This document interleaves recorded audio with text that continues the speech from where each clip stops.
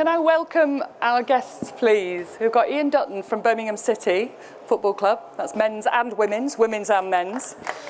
We've got Misha Sher from Omnicom, who's hosted and sat on many panels over the last day or two, I believe. We've got Oonagh O'Reilly, Commercial Director from the Irish Football Association. And we've got Claire Higgins, Senior Brand Manager from Lucozade Sport.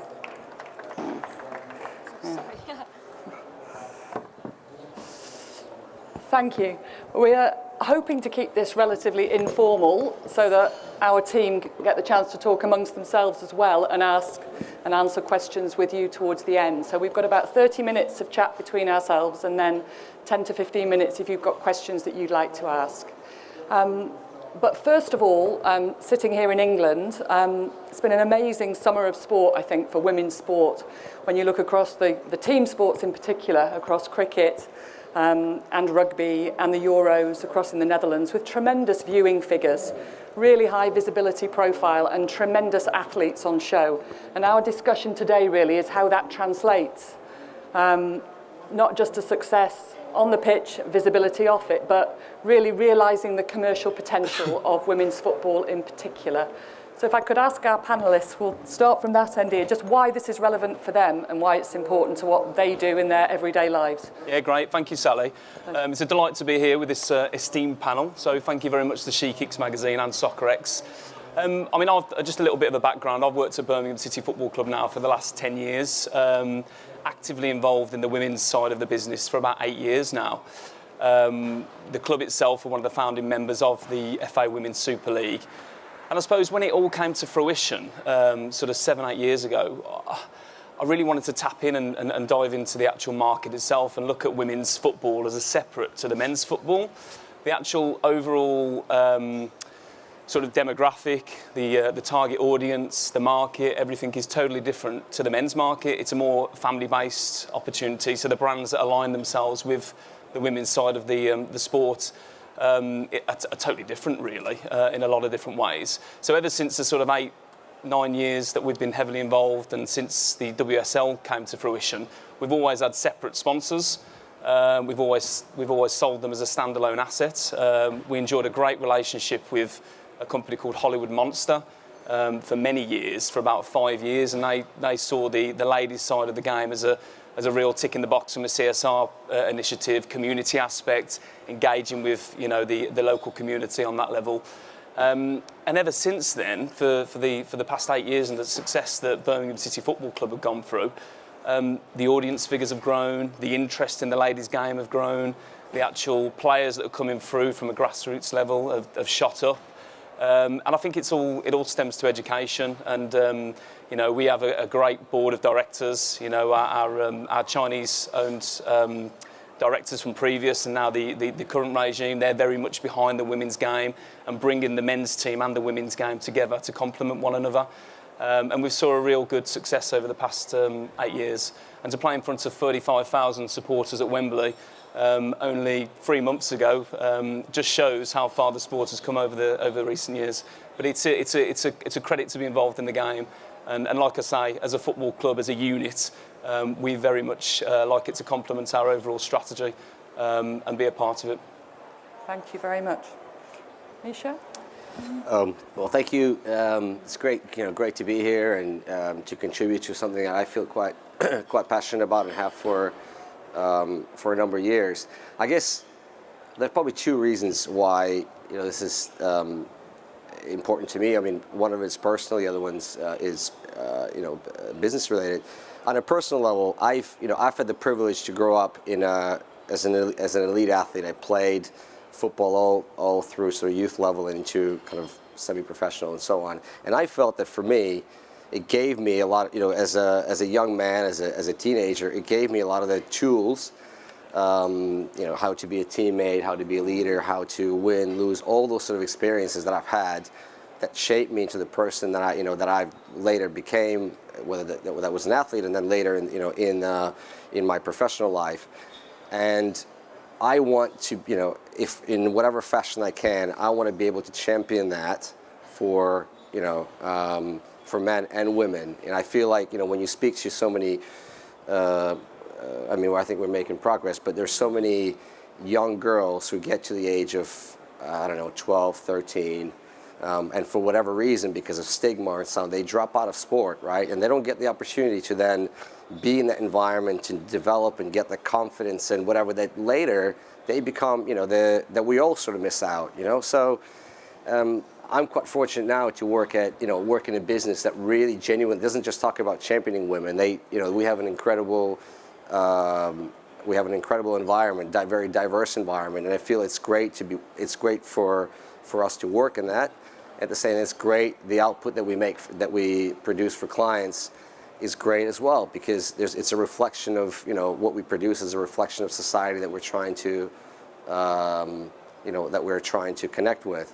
So that's on a personal front, which also on that journey, I was fortunate to meet Annie and Luca, who many of you in the audience would know, who I now represent, and very similar story. I mean, this is someone who has gone on to achieve a great deal, but who at many points in her career could have easily dropped off.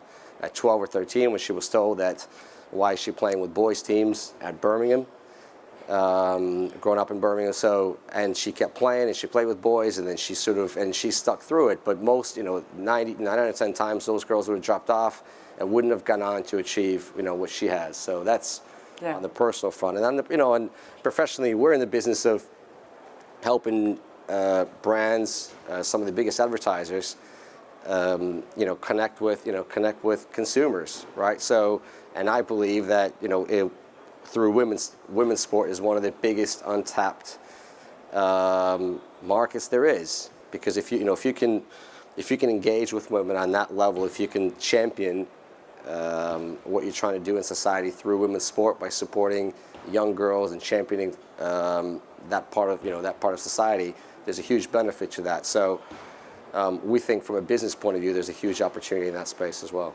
Great, thank you. And Oonagh, Commercial Director, Irish FA, who's ex-rugby and GAA player. I hadn't played soccer, so yeah, I started working with the Irish FA about 2.5 years ago. And whenever I arrived, I was told the key thing that I needed to do was to get a sponsor for the Irish Cup, which would be the equivalent to the FA Cup here. And if I did that, I could basically walk on water and get whatever budget I needed. So I did. I went out, and one of the first things that I did was for the men's Irish Cup. For me, the most important thing then to bring women to the boardroom, given that in 130 years I was the first female director, and in board meetings it would be, good evening gentlemen, and Oonagh, that I thought, right, I want to give the women's game as much focus as I could. So I actively went out to look for a partner, which we did. We got Electric Ireland on board. And the key thing for me was we actually got more commercial income, more sponsorship for the women's game than we did for the Blue Ribbon Irish Cup. And we'll talk maybe later in terms of how we lined it up. But for me, I think that was the key, that women's football is very valuable. It's a valuable asset, and it has to be looked at in that, and I'm delighted to be part of the panel. Thank you, Oonagh. Claire, your experience. Hello, everybody. Firstly, thank you for being here and not watching Eddie Jones. It's very much appreciated. My name is Claire Higgins, and I work for Lucozade Sport in the marketing team. And my reason for wanting to be here is kind of similar to Misha's in a twofold, that my personal reasons in that I really, really believe in getting more women to play sport. It just happens that we're talking about football today, which is great. I played netball throughout my life and was fortunate enough to captain my university team, and I think that's what helped to unlock a lot of the skill set I have today, and I'm pretty sure it's the only reason I got a job getting out of university. But there are so many skills that we can develop and pick up when we play sport. But also from a brand perspective. So you guys probably have some perceptions of Lucozade Sport. We're the #1 sports drink in the UK. But we've gone through quite a shift in strategy over the last 18 months, 2 years. And it all happened because we got into some focus groups with some women and some men. And we thought, yeah, everyone loves our brand. And there was a moment of shock, clarity, when it's like when you see it on films, you're kind of behind like frosted glass screen so that they can't see you, and this girl turned around to the screen and she said, sorry, Lucozade Sport, you're just not cool, which was like dagger to the heart. Oh my God, we need to do something fundamentally different. And when you look at where our strategy has been, which has been sponsoring men's football, men's rugby, it's been all about winning and the elite. Actually, that's just not relevant to the mass society anymore. So we're going through this big shift, and we're getting there. So I didn't do this on purpose, but we have just launched this product which is called Fit Water, which is the first drink we've had that has an equal appeal to men and to women, because one of the barriers to drinking a lot of soft drinks for women is sugar and calories. So we're on that journey. I don't think I can stand up here and say we're there yet, but it's about being on that journey, and it's about understanding more about women's sport and kind of, as these guys have alluded to, what that can help bring to our brand. Brilliant, thank you. So if we just change tack a little to look at, I suppose, what makes the right brand for a women's sport or women's football partner, I think in our work it's become very clear that there are some unique attributes particular to women, female athletes, female footballers, and the way they behave and their values and the teams that they represent that actually are incredibly appealing to particular types of brand. And I know that Ian has recently done a great deal with a new partner, which perhaps could bring that to life in terms of audience and what you're trying to do differently. Yeah, absolutely. I mean, as Sally mentioned, about 6 weeks ago now, we secured a new principal partner with Maple Products of Quebec. And just to sort of go through the history behind it, Maple Products of Quebec actually sponsored our regional talent centre, the RTC, which is more of the grassroots level of women's football and bringing in younger talents through the first team. And they saw a niche in the market. As I mentioned earlier, there's a little bit more of a different demographic than the men's side of the sport. It is very much a family-based environment. Obviously, their product and what they look to sell is to sell and promote maple products, which originate from Quebec, pure maple, which is it doesn't contain any kind of refined sugars or artificial sweeteners, and they want to use their products in everyday health, whether that be baking, and using it as a new form of energy. So younger athletes growing up can use that as a form of basically making sure that their health levels are rising. I think as Claire mentioned, and what Lucozade's tact and what they're trying to do, I think people are a lot more health conscious nowadays. And people do want to make sure that they're ticking the right boxes. There's a lot of talk about sugars and unnatural sugars, that kind of stuff. And I think they want to make sure that they educate people into ensuring that they get the right nutrients and the right energy for everyday life as well as sports. And they see that as a real clear market. And I suppose for us, certainly as a football club, it ticks a massive box because, it's a really good product that we're proud of, that we're prepared to put out there, and yeah, it's very much different to some of the men's brands, betting sector or alcohol sector. It doesn't really align themselves with ladies' sports. It is very much community based, so you do tend to find that you will find a new niche and a new market. And maple syrup, Maple Products of Quebec have certainly found that with the football club, and they see that as a real strategy to complement their marketing moving forward. So no, it's all good, and no, we're looking forward to it. Fantastic. Just developing this idea of audience and understanding your audience and how the right brand partnership, particularly in women's sport, has that sharp, I think in our experience, quite a sharp laser-like focus on exactly who it wants to talk to, different level of engagement, maybe different tone of voice.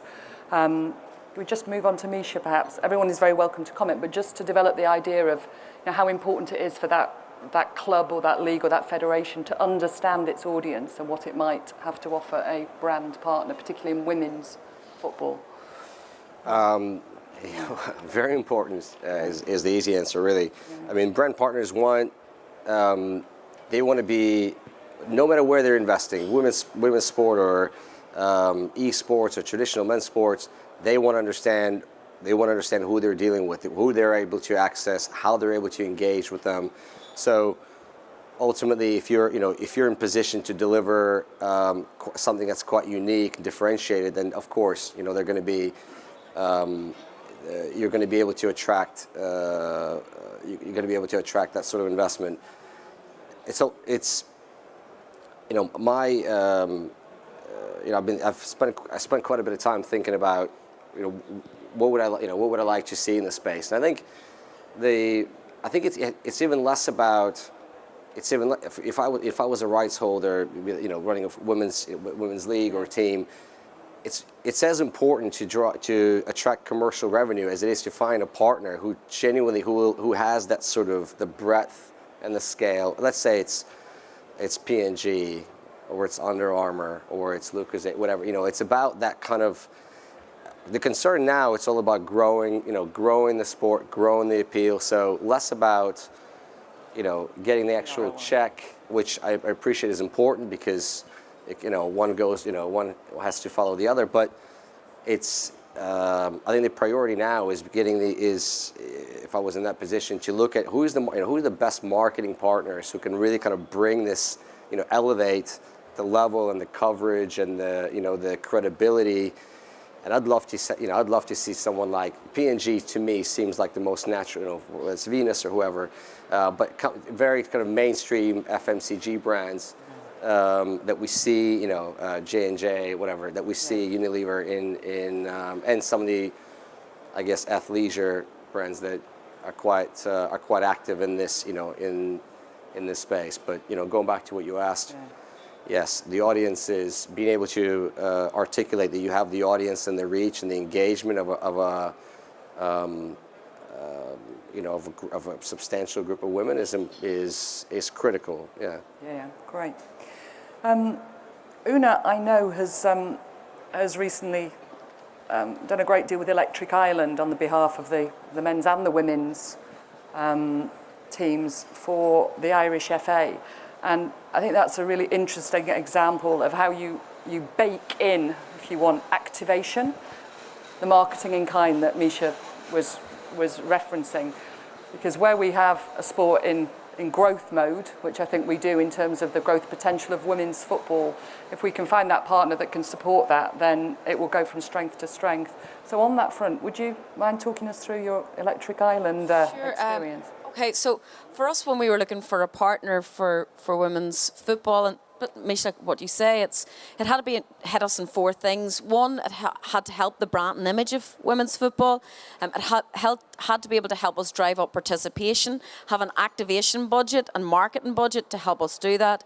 Digital engagement, so that their content could work alongside ours. And then the commercial, we needed the money to make sense as well. We also needed the money for the boardroom so that we could have the conversation for additional resources to be put into women's football. For me, what I found with Electric Ireland is that they, as a brand, were in growth mode in Northern Ireland.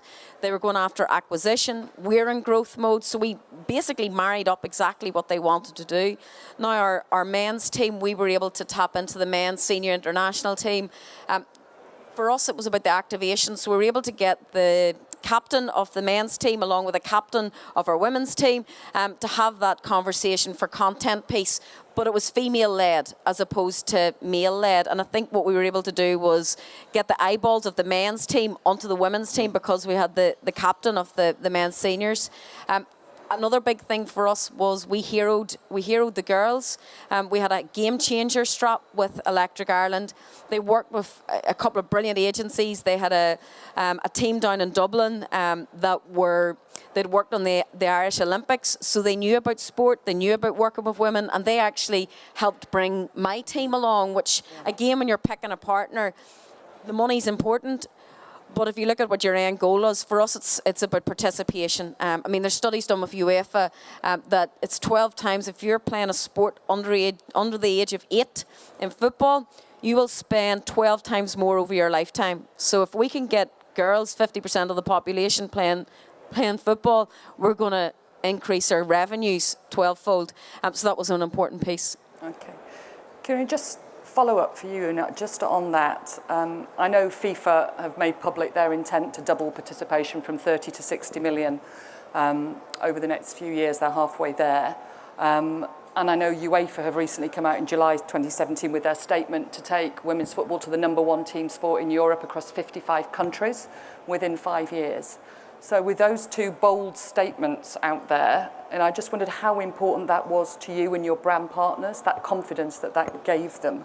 I think one of the things with women's football, I mean, in Northern Ireland, it's not huge. It's not the number one. It's not the number two. It's not the number three sport. But for us, we wanted to be the number one. So when I was in front of brands and in front of Electric Ireland, I was able to say UEFA, the people that came up with the brand Champions League, that they've just sold the TV rights for a year for €1 billion. Fair enough, it was 21 years ago, but you could be in on the ground floor. They've this We Play Strong campaign that they're putting 18 million behind. If you've got UEFA, the weight and the control that they have and the support from 55 countries, for a brand to get in at literally at ground level is huge. And when you've got UEFA's brand behind you, from a sales perspective or from a commercial perspective, it's a no-brainer. They come up with Champions League. 21 years later, they now realise that women's sport is where it should be at, and they're putting the effort behind it. So that's, I mean, it makes it that little bit easier, I think, in terms of getting businesses behind it. Thank you. That's great. Claire, we talked about participation earlier and how you measure success. Participation normally is the realm of the federation or sometimes the club in wanting to build participation in the community. You spoke very passionately as a brand wanting to measure success as well in the growth of the sports, the women's sports that you sponsor. Can you just expand on that for us? Yeah, I mean, I think we need to look collectively at how do we define success here. And I'm not just talking about me as a brand, as a media owner, as a sponsor, as a club. Collectively, as a nation, how do we define success and what does that lead to? And for me, it's a little bit cyclical, but it starts with participation. We need to get more women playing sport, playing football. And I don't just mean young girls at a grassroots level, I mean at every age, let's get them in. Because what happens is you get people into that sport, say football, for example, they understand the rules, they start getting into it, they start watching it, they start buying the merchandise. All of a sudden, you've got audience watching it. All of a sudden, you've got people buying tickets. You know, you get more eyeballs on it. You've got then media owners who start giving it better prime time position. Then you start attracting sponsors. All of a sudden, these players who were just playing a sport have now got their own personalities and characters on social media. And it all just comes into one cycle. Then you get more eyeballs, more media, more investment.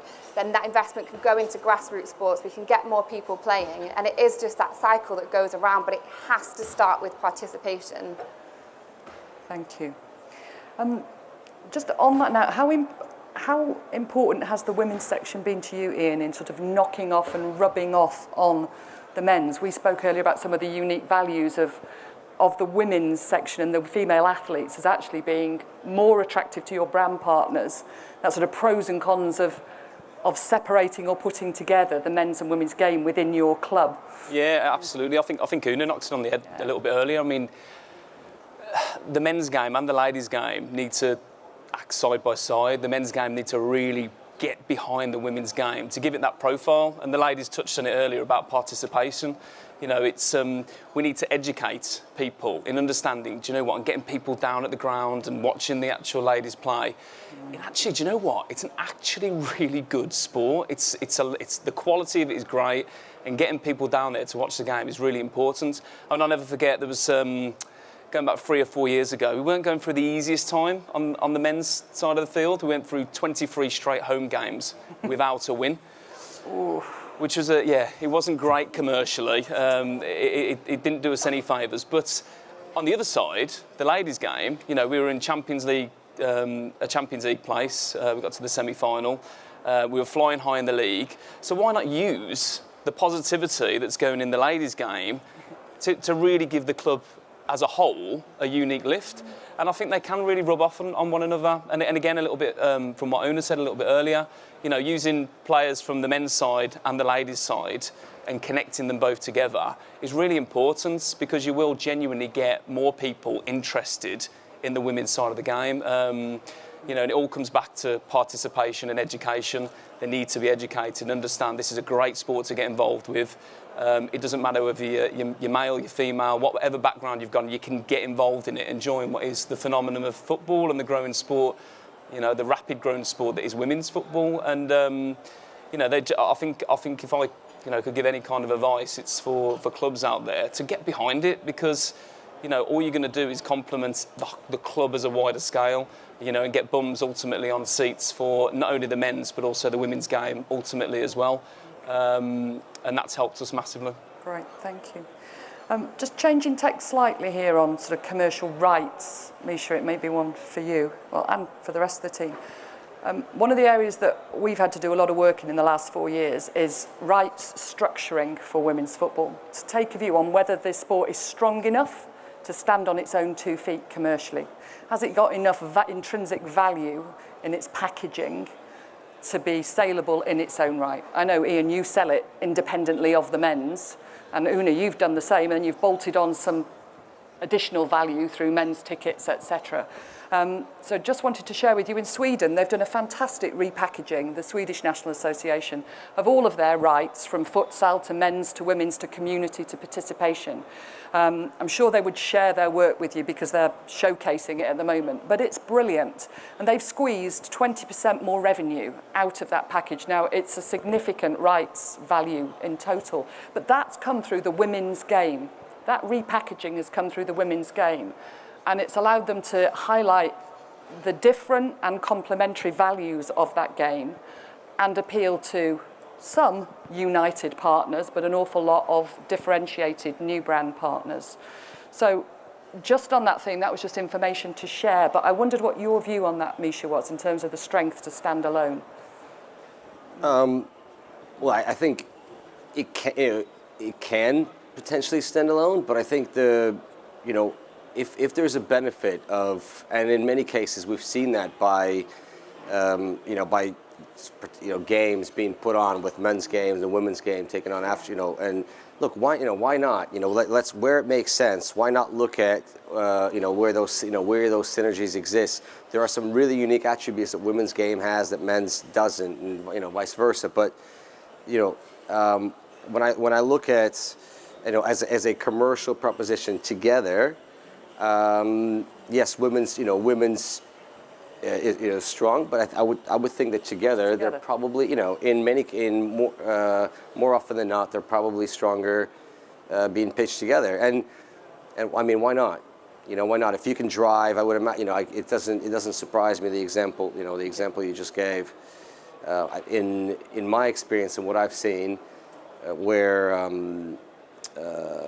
that's sort of where, in the way that rights are sold, in the way the games are put on, there appears to be the recognition that works, and it draws audiences. And you know what? I'm thinking if I was coming out to watch a men's rugby game or a men's football game, and I'm already there, and I'm coming with my kids, I'd stay for a women's game, or vice versa. Come early for a women's game, stay for a men's game, rather than make, if that's possible, rather than make, try to make two separate trips and make a decision out of it. So where it makes sense, I think. And it's not I don't think it's doing any disservice to the women's game at all. It's just kind of together, recognition that actually there's value, that both parties bring some unique value to the table.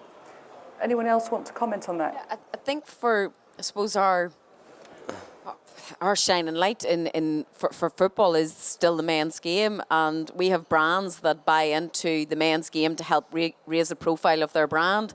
So it's an obvious asset that we have that you use to highlight the profile of brand women's football. So, people pay X hundreds and millions of pounds to use football for this very purpose. So if what we're trying to do is drive up the profile of women's football, then we should be using it and seeing it as an asset to drive up that brand. Okay, great. Changing tack again, move on to content and sort of digital content and power of personalities, because it strikes me that what female athletes, women footballers have got, and you can comment again, Misha, on the power of Annie and the work she's done publicly. But authentic, accessible women, I think, is what we have in women's football. Not exclusively, but we have some great ones. And for a brand, and just looking to Claire here, what's your experience of being able to tap into those type of characters and how important that is for you? For me, this comes back to the question of how, as a brand, you decide who to partner up with. And you need to look at whoever it is that you're sponsoring, whether it's a person or a club, but do they have the same values and the same goals as you do? So we talked earlier about our sponsorship of Anthony Joshua. It worked because we wanted somebody to come on board with our brand who represented our brand values, which was around being modern, getting people to move, but also kind of in an authentic and genuine way. It worked for Anthony Joshua because at the time he wanted to raise his household personality and awareness. And do you know what? We made a TV advert with him. So it's a win-win. We both had the same objectives. And it kind of comes down to the same with sponsoring a club or a team. You want the people within that club and what that club represents to represent your brand as well. So I actually think coming down to, we were just talking before about image, usage rights and image rights within and packaging men's and women's football together. For me, men's and women's football stands quite separate, because actually what I see from the men's game is a little bit more tribal, a little bit more competitive, whereas in the women's game actually it's more of a community and there is more of a kind of a family feel to it. So actually there is a bit of a difference in tone of voice and in audience that I think could benefit from pulling the two apart. Okay, great. Great to have differences of opinion. Backwards and forwards across the panel. We're reaching the end of our 30 minutes. I'm just going to ask the team just to comment on where they think we could be in 5 years' time. You know, in terms of pitching forward a few years, can be a bit of a dream or a vision or an ambition, but what would you like to see? And then we'll come to you for some questions just to give you a chance to warm up. Ian, do you want to? Yeah, well, I touched on it earlier. I think over the past sort of 8-9 years that I've been involved in the ladies' sports, certainly since the WSL came to fruition, you know, I think, as I mentioned, 35,000 fans at Wembley only 3 months ago. Look at what happened in Canada, you know, and the audiences and the growth of the ladies' sport, you know, again 2 years ago. I think if we can all keep getting behind it, and also, you know, the men's game, the ladies' game, governing bodies, the whole lot, to really grow the sport, and as we said before, getting more girls playing the sport, getting more people watching the sport, going down as families, getting more eyeballs actually watching it from a broadcasting perspective, it will only grow because you know, the more better players that we have coming through, the more funds that come through from a broadcast perspective, it's only going to grow and grow and grow. And I think we touched on the fact that, you know, can ladies sport, the women's sport, be a standalone proposition moving forward? I don't think it is quite now. I think we do need the support to really grow it. But I certainly think in 5 or 6 years' time, it's got the power to really be a force to be reckoned with. But I think it does need a lot of people to help it and support it. You know, I mean, we're hoping to play a couple of our, at least a couple of our WSL games actually at St Andrews this year, which I think is really important. I think, you know, actually getting the ladies team on the pitch, sharing the facilities is really important. That's something that we're really, really precious about. And I think little things like that and just making sure that those boxes are ticked will only gain the whole profile and the participation of the sport moving forward. Thank you. Your dream, Misha, 5 years hence? My dream? Big question. I guess two things. One, I'd love to see more women generally being represented in sport. I think that will definitely help. It's, you know, everything needs to reflect, you know, the wider society. I mean, it's not right that we have, you know, that anytime you open the paper, we have these sort of discussions. We're talking about the lack of women or representation. Like that I hope will change, you know, in the next 3 to 5 years. In that way, you know, these women or a more diverse environment, the decision-making environment, will be more representative and more will be able to champion the growth of the women's game. I personally would like to see an industry where companies like Unilever or British Airways or some of these mainstream brands that we've come to know, that they see this as a space, as the right environment for them, not just sort of not a charity thing, not a sort of a bolt-on, but really just say, hey, this is, we see this as a great opportunity. And actually, and I'm amazed that this hasn't happened yet, but I think that, it's going to happen sooner rather than later, because it's such an untapped space. There's, it really is blank canvas. It will cost a fraction of an investment they make in other areas to really make a huge, to make a big statement about what these companies actually represent in a world where consumers are a lot more purpose conscious. It's not about just buying a product because the product works. It's about engaging with. It's about buying products or engaging with companies that believe in what you believe in. So I don't think it's. I hope we don't have to wait long for for a Unilever or for Emirates or for some of these companies to say we're going to champion that, because that's the we want to be a part of the world that we want to shape the world to be more like this. So I hope that that's the case, that this is normal and we're not talking about an odd instance of a deal. Yeah. Great, thank you. Oonagh? Misha, to take on that, it was just normal, just to make it normal. Like in 5 years' time, I think for me is that girls play football. It's not she can, she might, she does, and it's and what. It shouldn't be any more than that. I mean, I have a son, and I was talking to him about how it's now illegal to pull your top up. You would have got a yellow card for pulling your top up, and he goes, "Oh, mommy, what about the ladies?"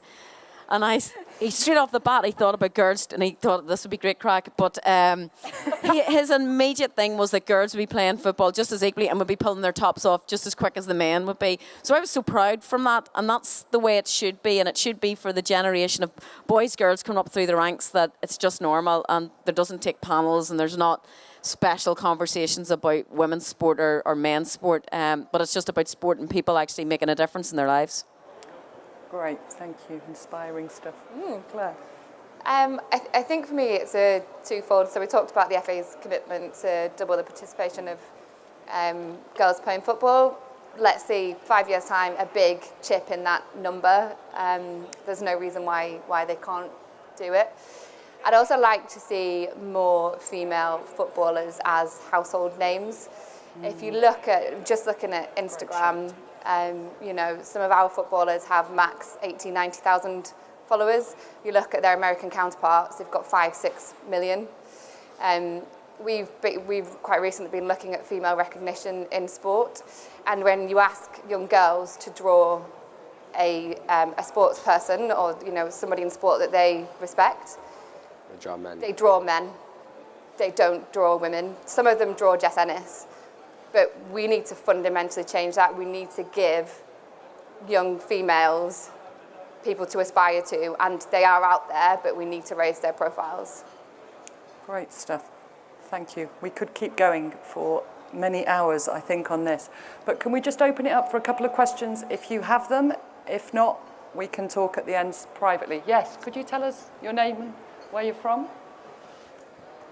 Hello, my name's Lisa Knight. Hi, Lisa. Hello. I work for Bristol Sports at Ashton Gate, so I head up the media for a group of sports, all of which Bristol City, Bristol Women, men and women, Bristol Rugby, men and women, and our basketball team. It's great hearing everyone talk about participation. I actually think, of course, there's always work to be done on the participation side of it, but the numbers are showing that more and more girls are playing football, rugby, cricket. You've only got to look at what's happened over the last 6-7 months in Europe. My question to you is, I wonder if we're looking at it from the wrong perspective. I wonder if we should be looking at it as how many women and girls we're getting to actually go and watch those sports. Because every time I try and convince our football bosses and our rugby bosses to, yes, we are going to do a double header this season with a rugby game and women then men, or men then women, and the same in football, we don't get the crowds.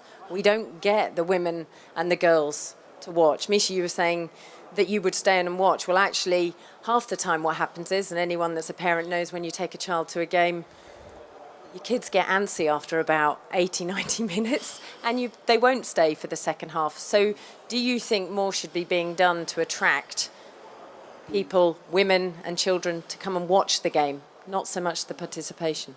Okay, interesting. Ian, I know you've got a view on this. Yeah, I actually totally agree. In a way, I think first comes the education. you know, actually get the people down to the ground, watching the sport, watching how exciting it is, what a good sport it actually is. And then hopefully from that, a lot of people will actually participate in the sport as well.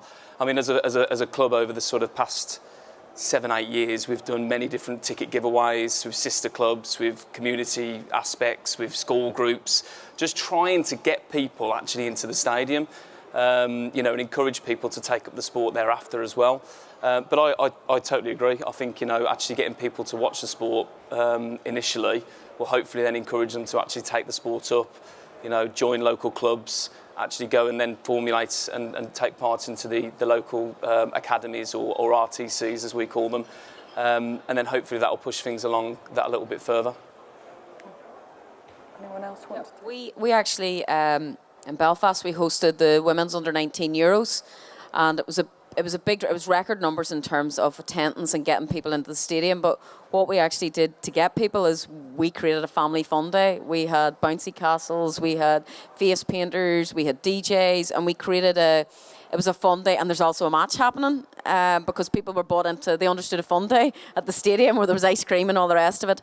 But they stayed and they really enjoyed the football, and it was a big driver after the first game to help us get more in for the final.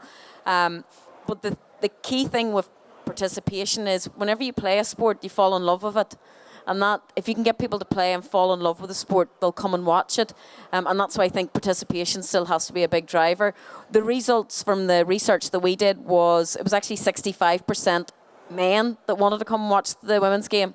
So there's still more men watching it than women. So I don't know, maybe it's because women up through the ranks haven't played the sport and haven't fallen in love with it yet, but the next generation might solve that problem. Just on that, because Oonah's hit a big point there, the difference between the whole sort of day out perspective as opposed to a men's game is totally different. It should be formed as a big family day. You know, you're not just coming there to watch the 90 minutes on the actual pitch.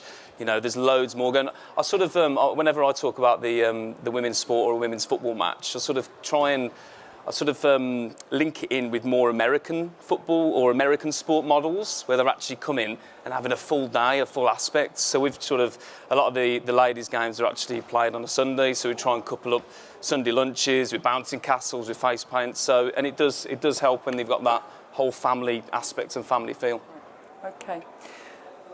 We need to wrap up shortly, team, but just Lisa, just on that point, to give credit to the English Football Association, their strategy is double the participation and double the fan base, because in the virtuous circle, that fan base is seen as driving that circle. So, as you're probably aware. Okay. I'm sorry, we have other hands up, but we, I think, need to close the session. Would you mind if we took the question at the end privately? Come and join us and we will do that. Thank you very much for sticking with us this afternoon, and to our panellists who've been brilliant. Just to share with you my dream, which would be for brands to reflect the society that we serve. And with 3 girls, I want every girl to have the same right as every boy to kick a football. Thank you.